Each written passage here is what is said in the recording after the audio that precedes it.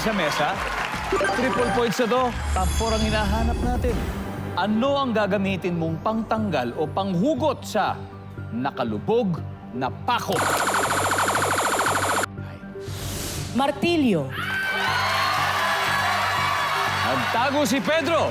Lubog ang ulo. Nandiyan ba yan? Martilyo. Kai, last na to. Pass or play? Play. Alright, let's go. El, so, anong gagamitin mong pantanggal o panghugot sa nakalubog na pako? Plies. Plies o pliers? Nandiyan ba yan? Yes, Derek. Anong gagamitin mong pantanggal o panghugot sa nakalubog na pako? Hindi ko alam kung pareho ang pa ako sa screw, pero screwdriver. Screwdriver. Survey says... Wala. Larkin, ano kaya? Gagamitin mo pantanggal o panghugot sa nakalubog na pako? Kamay. Kamay! Okay, pwede, gano'n mo. Kasi kung nandun na konti na lang gano'n. Oo, konting gano'n mo hugot na lang, di ba? Baka maluwag na. Kamay. Nandiyan ba yung kamay? Yan. The iron fingers, ha? Kai, anong gagamitin mong pantanggal o panghugot sa nakalubog na pako? Kutsilyo. Kutsilyo, pwede naman. Kung wala talaga, di ba? Siguro di mo lang huwag mabali. Kutsilyo, nandiyan ba yan? For the win. Wala.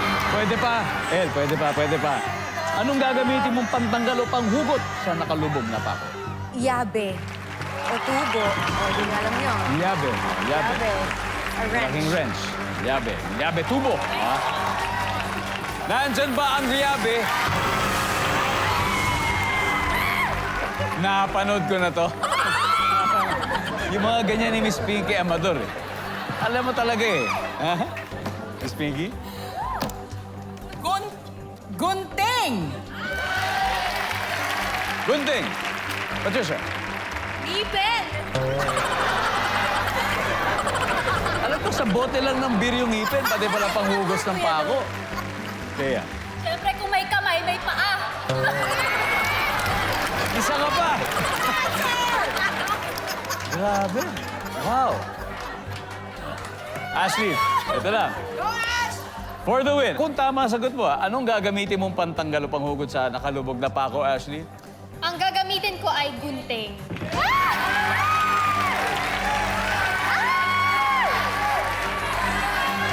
Ang sabi ng survey sa gunting ay... Wala!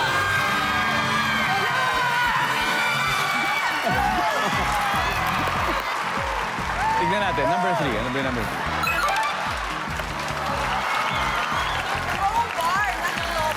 Crowbar. O sa Tagalog ay cabra. Cabra. At dahil po dyan, ang ating final score, Team Vanessa, 354 points. Team Angel, 166. Thank you very much, Team Angel. Okay. Ayan. Ay, okay lang. Mag-uwi pa rin kayo ng 50,000. Thank you. Thank you so much. Thank you very much sa inyo. Thank you very much. Thank you.